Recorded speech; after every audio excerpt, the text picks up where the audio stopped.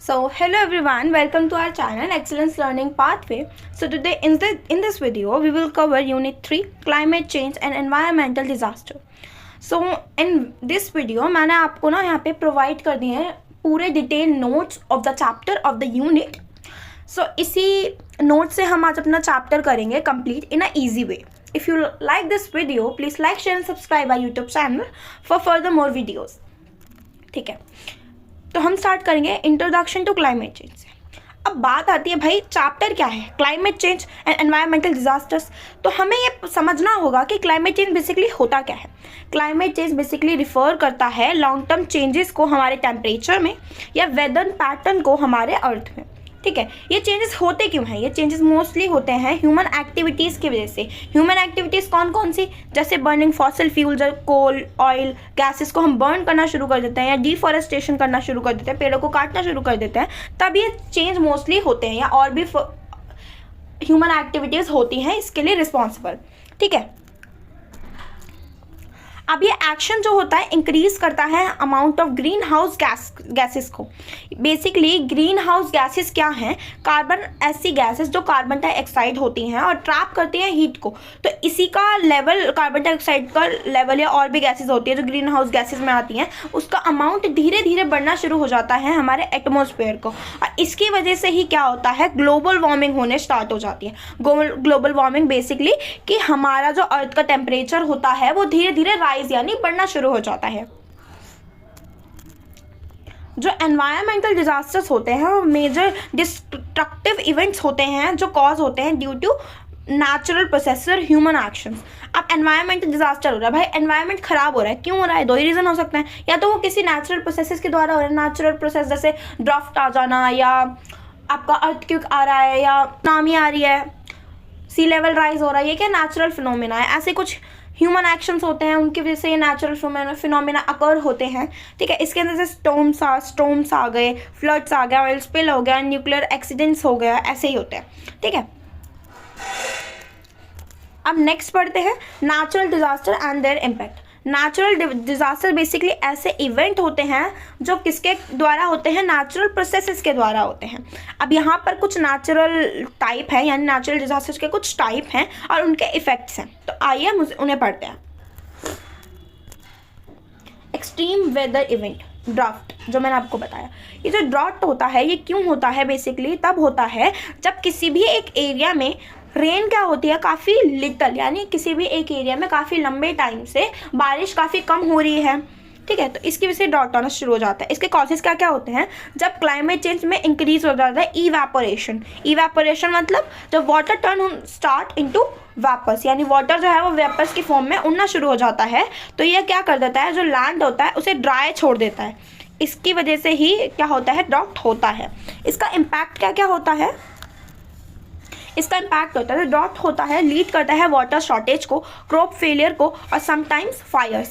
अब देखो किसी भी एक एरिया में अगर सूखा पड़ जाए तो वहाँ पे क्या होगा, क्या क्या रीज़न, क्या क्या चीज़ें होंगी, वहाँ पे क्या हो जाएगा, वाटर की शॉर्टेज हो जाएगी. अब भाई जो किसान वगैरह होते हैं वो किस पे डिपेंडेंट होते हैं, किस पे डिपेंड होता है, रेन पे होता है. अगर रेन ही नहीं होगा, वहाँ पे सूखा पड़ जाएगा तो क्या होगा, क्रॉप्स होंगे क्रॉप फेलियर सामने आने लग जाएंगे. और काफ़ी सूखा पड़ने की वजह से फायर्स भी, मतलब जगह जगह आग लगना भी शुरू हो जाती है. ड्रॉट बेसिकली सूखा पड़ना कहते हैं अगर हम हिंदी में बात करें. किसी में होता है ना, लाइक बंजर पड़ जाना, सूखा पड़ जाना, काफ़ी टाइम से बारिश ही नहीं हुई है. लेकिन ये एक ऐसा टाइप है जो नेचुरल फिनोमेना में हमारा आता है. ठीक है, सो अब नेक्स्ट पढ़ते हैं फ्लड्स क्यों होता है? बेसिकली जब वाटर जो हो जाता है ओवरफ्लो होने लग जाता है और लैंड क्या हो जाता है, यूजुअली ड्राई हो जाता है. अब देखो फ्लड क्यों आता है? अगर जो हमारा जो ओशंस होते हैं उनके अंदर करंट्स आना शुरू हो जाते हैं और वाटर क्या होता है, ओवरफ्लो होना शुरू हो जाता है. किसकी तरफ? लैंड की तरफ. लैंड मतलब जो यूजुअली ड्राई एरिया होता है उसकी तरफ. तो इसकी वजह से क्या होता है, फ्लड अकर होना शुरू हो जाता है. ये होता क्या क्या क्या कॉजेज हो सकते हैं इसके? बेसिकली हैवी रेनफॉल हो गया, rising sea levels due to global warming, समझ आया। अगर ज़्यादा रेनफॉल हो जाए किसी भी एक एरिया में तो वहाँ पे फ्लड आना शुरू हो जाता है, या अगर सी लेवल जो होता है उस सी लेवल राइज होना शुरू हो जाता है। सी लेवल राइज क्यों होता है? ड्यू टू ग्लोबल वार्मिंग, और ग्लोबल वार्मिंग हमारे आपको पता है ह्यूमन एक्टिविटीज़ की वजह से बढ़ती जा रही है, तो इससे भी क्या होता है, सी लेवल राइज हो जाता है, इसकी वजह से क्या होता है, फ्लड आना शुरू हो जाता है। अब फ्लड से क्या क्या इम्पैक्ट पड़ता है किसी भी एक एरियाज़ पे? फ्लड क्या बेसिकली करता है, मतलब जितने भी घर होते हैं उनको बर्बाद कर देता है, डिस्ट्रॉय कर देता है। अगर कोई एक एरिया है तो फ्लड की वजह से वॉश्ड अवे हो जाता है वहाँ से, ठीक है। हमारे जो क्रॉप्स होते हैं वो बर्बाद हो जाती हैं, इंफ्रास्ट्रक्चर, रोड्स, ब्रिजेस, वो क्या होते हैं तो ख़राब हो जाते हैं बेसिकली। आपको ना हर एक उसमें याद रखना है कि फ्लड्स आपको पता होना चाहिए कि वो है क्या। जैसे हमारा एक फ्लड ले लिया हमने, अब फ्लड के बारे में पता चल गया, इसके कॉज भी पता चल गया, इसका इम्पैक्ट पता चल गया। अगर आपको ये पता होगा ना तो आपका आंसर राइटिंग में काफ़ी हेल्प मिलेगी, क्योंकि हमारे क्वेश्चंस कुछ इसी टाइप के होते हैं। और हम आपको, हमारा एग्ज़ाम 24 मार्च को है, तो हम ट्राई करेंगे आपको सारे यूनिट ख़त्म कराने की, और सैम्पल पेपर भी उसमें हम करवाएंगे आपको 2025 का। ओके, अब आती है हीट वेव्स। हीट वेव्स क्या होते हैं बेसिकली, अगर किसी भी एक एरिया में लॉन्ग पीरियड से क्या हो लगता है, वेदर जो है हॉट होना लग जाता है, वही हमारा क्या होता है, हीट वेव्स होता है। अगर देखो दुबई की बात करें हम, तो वहाँ पे क्या होता है, जब मोस्टली वेदर जो होता है वो हॉट होता है, तो इसी वजह से वहाँ पे क्या होता है, हीट वेव अकर्स होते हैं। यानी काफ़ी लंबे पीरियड से अगर वेदर क्या है, एक्सट्रीमली हॉट है, उसे हम हीट वेव्स कहते हैं।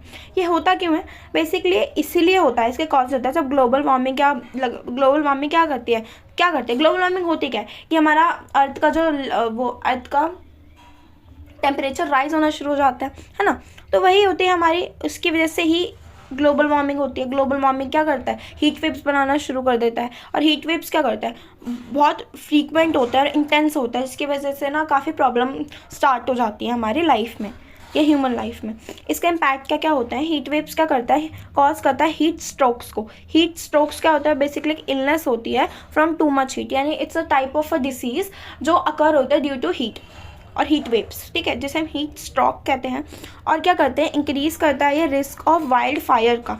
अब जो हीट वेव्स होते हैं इसके अंदर क्या होता है भाई, किसी भी एक एरिया में लॉन्ग पीरियड से हॉट वेदर है, हॉट वेदर की वजह से क्या होता है, हमारे को काफ़ी प्रॉब्लम स्टार्ट हो जाती है, हमारे को डिसीज़ होना शुरू हो जाती है, स्किन की डिसीज़ होना स्टार्ट हो जाती हैं, ठीक है। और इससे क्या रहता है, वाइल्ड फायर, अगर कहीं पर ज़्यादा गर्मी होगी तो फॉरेस्ट में भी क्या आग लगना शुरू हो जाएगी due to intense heating effect, ठीक है। आपको पता चल गया हीट वेव्स क्या होता है, इसके कॉज क्या होता है, इसके इम्पैक्ट क्या होता है, ठीक है।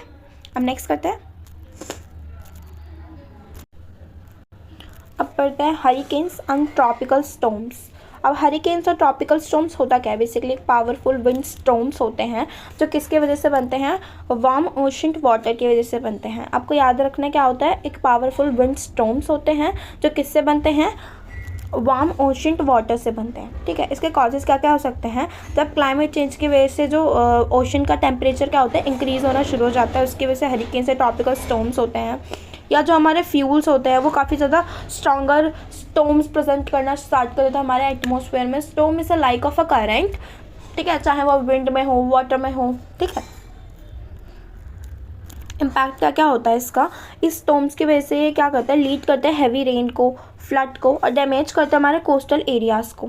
समझ आया, स्टॉर्म्स क्या होता है, करंट होता है, आपने देखा होगा ज़्यादा करंट आ जाता है, बिजली कड़कना शुरू हो जाती है, इसकी वजह से हैवी रेनफॉल होने लग जाती है, फ्लड्स आ जाएंगे, ठीक है। और डैमेज करता है हमारा coastal area. Coastal area basically वो एरिया होता है जहाँ पे ऐसा लैंड का एरिया जो चारों तरफ से किससे घिरा होता है, पानी से घिरा होता है, तो हमारा कोस्टल एरिया है। हमारे कमेंट सेक्शन में बताएंगे हमारे इंडिया में कितने स्टेट्स हैं जो कोस्टल एरिया में हैं, ठीक है। अब नेक्स्ट करते हैं sea level rise. As the earth temperature increases, जैसे जैसे अर्थ का टेम्परेचर बढ़ता है, जो ग्लेशियर जो होते हैं ना, large mass of ice, glacier is a large mass of ice, ठीक है, वो मेल्ट होना शुरू हो जाती है। इससे क्या होता है, जो ओशन होता है वह एक्सपेंड हो जाता है। जैसे आपने देखा होगा अगर कोई भी आइस है, आइस का करता है कोई भी जगह कम घेरेगा, ठीक है, अगर वो पिघलना शुरू हो जाएगी तो इससे क्या होगा, वो एरिया भर जाएगी। ऐसे ओशंस में होता है, ओशंस में कुछ ग्लेशियर्स होते हैं बड़े बड़े, वो कम एरिया कर रहा है। अब अर्थ के टेम्परेचर की वजह से, ग्लोबल वार्मिंग की वजह से, हीटिंग इफेक्ट की वजह से वो क्या होता है, वो ग्लेशियर पिघलना शुरू हो जाता है। तो इसी की वजह से क्या होता है, ओशन क्या होता है, एक्सपेंड यानी बढ़ना शुरू हो जाता है, और इससे क्या होता है, हमारा सी लेवल राइज हो जाता है। अब इसका इम्पैक्ट क्या क्या होता है, इम्पैक्ट बेसिकली फ्लड आना शुरू हो जाती है हमारी कोस्टल सिटीज़ में, फार्म लैंड का लॉसेज हो जाना स्टार्ट हो जाता है, डिस्ट्रक्शन होने लग जाता है हमारे इकोसिस्टम्स का, like mangroves other trees those are present near coastal areas, ठीक है। उसका अब देखो भाई, फ्लड आएगी तो कोस्टल सिटीज़ बर्बाद होना शुरू हो जाएंगी, हमारे जो फार्म लैंड्स होते हैं वो ख़राब हो जाएंगे, डिस्ट्रक्शन स्टार्ट हो जाएगा हमारे इकोसिस्टम में, जैसे कुछ मैंग्रोव्स का, ठीक है, कोस्टल ट्रीज जो होते हैं। अब हमने पढ़ लिए यहाँ पे, हमने अपने सारे नेचुरल फिनोमिना पढ़ लिए, ठीक है, rising sea level, hurricanes, tropical storms, heat waves, floods, drought. तो ये क्या पढ़ लिया हमने, नेचुरल डिजास्टर और इसके इम्पैक्ट। इसमें हमने पढ़ लिया कि भाई इसका मीनिंग क्या होता है, कॉज क्या होता है, इम्पैक्ट क्या होता है, ठीक है। तो अब हम पढ़ेंगे ह्यूमन मेड डिजास्टर्स, यानी we can also say that man made disaster. ये होता क्या है, बेसिकली ह्यूमन मेड डिजास्टर होता है due to human negligence basically human की लापरवाही की वजह से, केयरलेसनेस की वजह से, ठीक है, जो भी डिजास्टर होते हैं, ठीक है। अब इंडस्ट्रियल एक्सीडेंट की वजह से होता है। अब कुछ मेजर एग्जांपल हैं इस ह्यूमन मेड डिज़ास्टर के। आपको ना ये सब कुछ जो मैंने ये शॉर्ट नोट आपके लिए इसीलिए बनाया कि आपके आंसर राइटिंग आपकी स्किल्स काफ़ी बढ़ें, और आपको कुछ एग्जांपल याद भी रहने चाहिए कि कौन कौन से मैन मेड डिज़ास्टर हुए हैं हमारी वर्ल्ड में। तो आपको इससे क्या, आप एग्जांपल दोगे ना, देखो आपको ना हर एक क्वेश्चन का एग्जांपल अच्छे से आपको देना होगा, ठीक है, उसके बारे में अच्छे से बताओगे, उसके इम्पैक्ट कॉजेज आपको अच्छे से पता होंगे, तो ही आपको लेवल क्या होंगे, लेवल या मार्क्स अच्छे मिल पाएंगे। इसलिए हम कुछ एग्जांपल भी पढ़ेंगे। पहला एग्जांपल जो है वो है ऑयल स्पिल का। Deepwater Horizon oil spill in 2010। ये एक ऐसा एक्सप्लोजन था जो हुआ था कहाँ, deep water Horizon oil platform पे। इसकी वजह से क्या हुआ था, मैसिव ऑयल स्पिल हुआ था कहाँ पे, गल्फ ऑफ मैक्सिको में। समझ आ गया, ऐसा एक्सप्लोजन था जो कहाँ पे हुआ था, deep water Horizon oil platform पे। इसकी वजह से क्या होता, मैसिव ऑयल स्पिल हुआ था कहाँ पे, गल्फ ऑफ मैक्सिको में। इसका इम्पैक्ट क्या था, इससे क्या रहता, ऑयल स्पिल रहा था उस एरिया में 152 डेज़ के लिए, ठीक है, समझ सकते हो 152 डेज़ के लिए वहाँ पे ऑयल स्पिल रहा हो, और जो कवर करता है 75,000 square kilometre of the oceans, ठीक है। इसकी वजह से काफ़ी ज़्यादा मैराइन लाइफ जो हमारी, यानी एक्वाटिक लाइफ जो हुई थी वो काफ़ी ज़्यादा मारी गई थी। अब भाई एक्वाटिक लाइफ तो मारी ही जाएंगी ना, अगर उसके अंदर कुछ ऑयल स्पिल होना स्टार्ट हो जाएगा हमारे ओशंस में, तो हमारा क्या होगा भाई, ओशन ख़राब होना शुरू हो जाएगा, वहाँ के जो मैराइन लाइफ है पूरी तरीके से बर्बाद हो जाएंगे, ठीक है। इसने क्या करा था, डैमेज करा था फिशिंग को भी, टूरिज़्म इंडस्ट्रीज़ को भी इसने काफ़ी नुकसान पहुँचाया था, ठीक है। नेक्स्ट एग्जाम्पल है Exxon Valdez oil spill in 1989, ठीक है।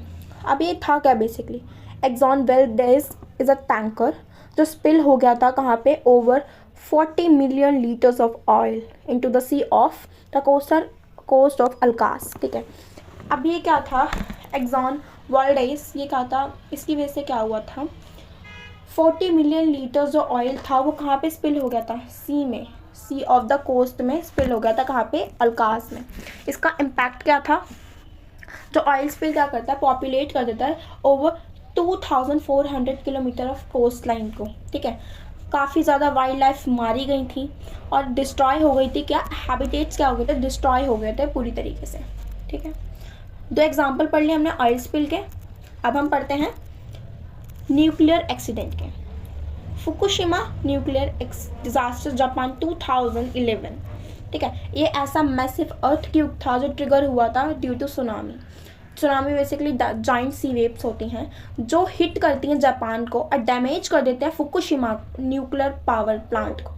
अब समझ आया हुआ क्यों था, सुनामी की वजह से हुआ था जिसने हिट करता जापान के फुकुशिमा न्यूक्लियर पावर प्लांट को, ठीक है। इसके इम्पैक्ट क्या था, रेडिएशन जो थी, radiation level in the area of rose dramatically, यानी जो रेडिएशन लेवल थी वो काफ़ी बढ़ चुकी थी जो अफेक्ट कर रही थी हमारे ह्यूमन हेल्थ को और कॉज थी। इसकी वजह से 15,000 डेथ्स हुई थी वहाँ पर, ठीक है।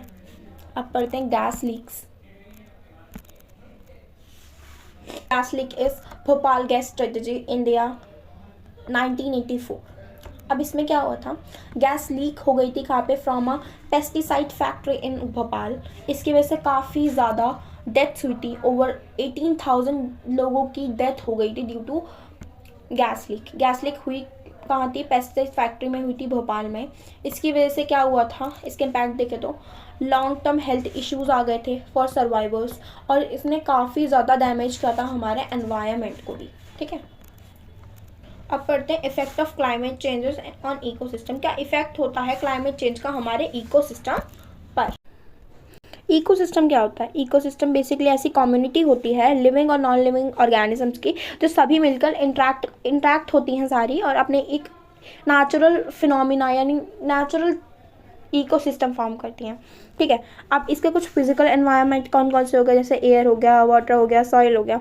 अब क्लाइमेट चेंज की वजह से इस पर काफ़ी ज़्यादा हार्मफुल इफेक्ट आते हैं हमारे इकोसिस्टम पर। सो एक एक करके हम वही पढ़ेंगे। First one is rising temperature, यानी टेम्परेचर के बढ़ने से क्या क्या इफेक्ट आता है हमारे इकोसिस्टम पर।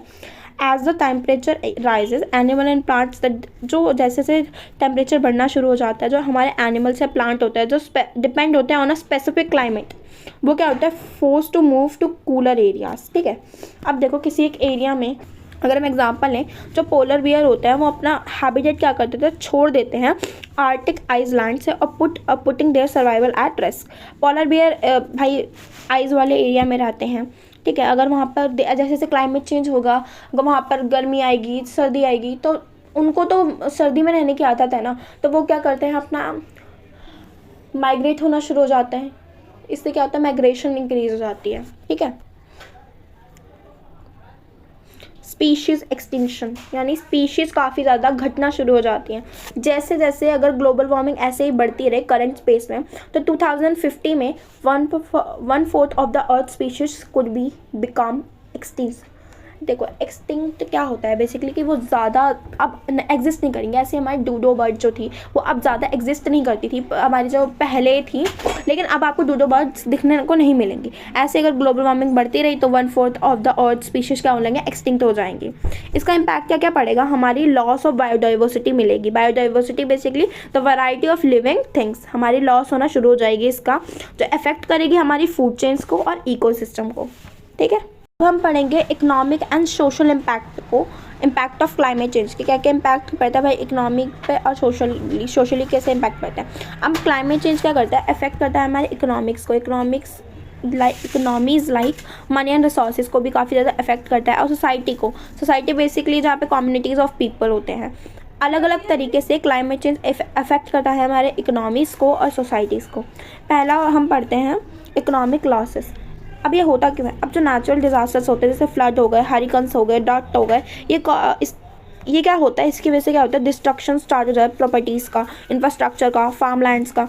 अब भाई नेचुरल डिजास्टर की वजह से हमारा तो जितना भी ऐसी एरियाज़ जो होते हैं जिससे हमारी कंट्री को इकोनॉमिकली ग्रोथ होती है या हमारी हेल्प मिलती है इकोनॉमिकली, तो वही एरिया ख़राब होना शुरू हो जाता है। जैसे इंफ्रास्ट्रक्चर ख़राब होना शुरू हो जाता है हमारा। अब जैसे काफ़ी ज़्यादा नेचुरल डिजास्टर की वजह से हमारा टूरिज़्म भी काफ़ी डिस्टर्ब हो जाता है। अब टूरिज़्म बहुत ज़्यादा मेजर रोल प्ले करता है हमारे कंट्री की डेवलपमेंट में, कंट्री के इकोनॉमी में।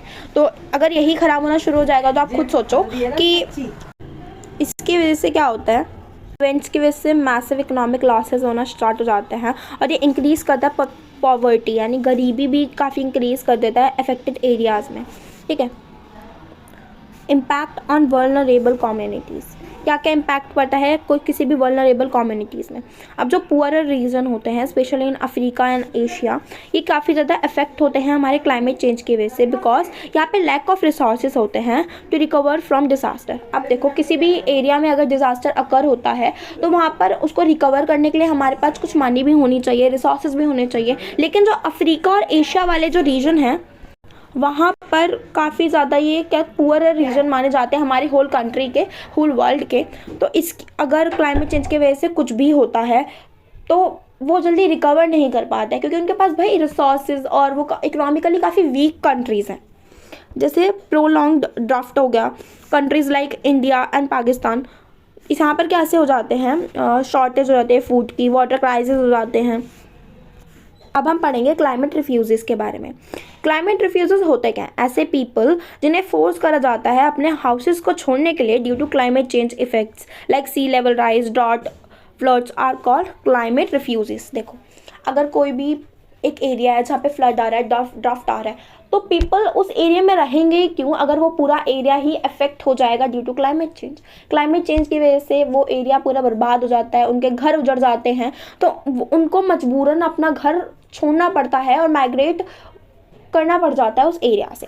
ठीक है, अगर हम फैक्ट देखें कि 2050 तक ओवर 200 मिलियन पीपल क्या करेंगे, बिकम क्लाइमेट रिफ्यूजेस। अगर ऐसे ही चलता रहा तो 2050 तक 200 मिलियन पीपल क्या होंगे, बिकम क्लाइमेट रिफ्यूजेस, यानी क्लाइमेट रिफ्यूजेस बन जाएंगे। अब हम पढ़ेंगे क्या क्या वेज हो सकते हैं प्रिवेंट करने के लिए, रिड्यूस करने के लिए इम्पैक्ट ऑफ डिजास्टर को। तो first one is reducing pollution. ठीक है, one of the most effective ways, सबसे ज़्यादा इफेक्टिव वे है कॉम्बैक्ट करने का क्लाइमेट चेंज को और इसको रिड्यूस करने के लिए अगर हम ग्रीन हाउस गैस एम्बिशन को ही कम करेंगे। देखो, ग्रीन हाउस गैस एम्बिशन होती क्यों है? ड्यू टू ग्लोबल वार्मिंग बढ़ती है तो ग्रीन हाउस गैस बढ़ता है। अब ग्लोबल वार्मिंग की पॉल्यूशन की वजह से बढ़ता है। अगर हम इस पॉल्यूशन को ही कम कर देंगे तो इससे ग्रीन हाउस गैसेस भी कम होना शुरू हो जाएंगे, हमारा अर्थ का टेम्परेचर राइज नहीं होगा, इसकी वजह से हमारे काफ़ी ज़्यादा नेचुरल फिनोमिना या नेचुरल डिजास्टर बंद हो जाएंगे। तो हम इससे प्रिवेंट या रिड्यूस कर सकते हैं अपने डिजास्टर्स को। और हम इसको कर कैसे सकते हैं पॉल्यूशन को कम? Using renewable energy sources like solar and wind instead of electrical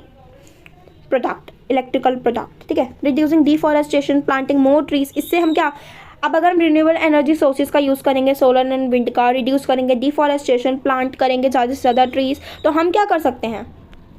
हम कर सकते हैं पॉल्यूशन को रिड्यूस। समझ आ गया? अब हम करते हैं प्रीपेयर्डनेस फॉर डिज़ास्टर।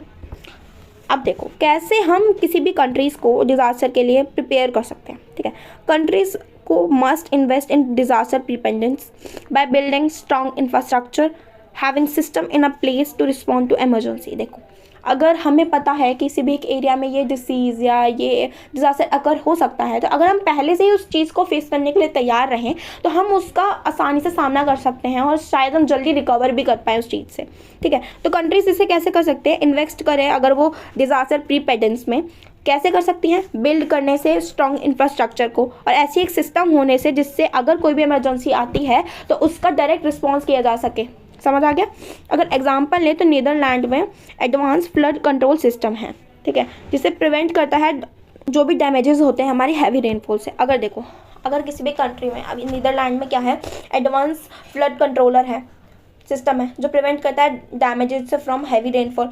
तो इससे काफ़ी हेल्प मिलती है उनको, वो पहले से अवेयर रहते हैं कि अगर कोई भी फ्लड अकर होगी तो वो उसको फेस करने के लिए रेडी है और उनके पास ऐसा इंफ्रास्ट्रक्चर है जो इस चीज़ को कंट्रोल कर सके या ओवरकम कर सके। ठीक है, एग्जाम्पल अब याद रखेंगे, इंटरनेशनल कॉपरेशन।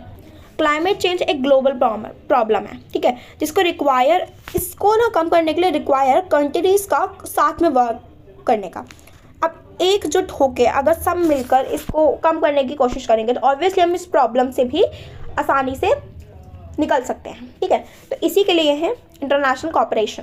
एक ऐसा एग्रीमेंट होता है जैसे लाइक COP28, जिसमें कंट्रीज क्या करती हैं, मिलती हैं और एक गोल सेट करती हैं, reducing carbon ambition and building climate resilience. देखो, ये एक ऐसा इंटरनेशनल कॉपरेशन का वर्क क्या होता है, यहाँ पे कंट्रीज क्या होती है, मिलती हैं और एक गोल सेट करते हैं किसी भी एक नेचुरल डिजास्टर को ओवरकम करने के लिए, या ऐसा कुछ इंफ्रास्ट्रक्चर फॉर्म करती हैं फॉर फेसिंग फ्यूचर डिजास्टर। ठीक है, ऐसे COP28 है जहाँ पे कंट्री मिलती हैं, उनका एक गोल सेट है COP28 में कि वो कैसे रिड्यूस कर सकते हैं कार्बन एमिशन को और ऐसा इंफ्रास्ट्रक्चर बिल्ड करने के लिए फॉर रेजिलियंस बेसिकली क्या होता है, ability to recover from disaster, यानी ऐसी कुछ इंफ्रास्ट्रक्चर बना लेना जिससे हम अपना एरिया को रिकवर जल्दी कर सकें। ये होता है COP28। So I hope you like this video. तो अब हम कंक्लूजन देख लेते हैं। क्लाइमेट चेंज एक सीरियस ग्लोबल चैलेंज है जो ना केवल अफेक्ट करती है हमारी एनवायरनमेंट को, बट इसका इम्पैक्ट ना हमारी ह्यूमन लाइफ और इकोनॉमिक्स पे भी जाता है। अगर हम by reducing pollution, preparing for disaster, अगर हम रिड्यूस कर पाए पॉल्यूशन को, डिजास्टर्स को, जो हमारे डिजास्टर हैं उनके लिए प्रिपेयर हो जाए पहले से ही, और साथ में ग्लोबली वर्क करें, तो we can minimise this harmful effect of climate change.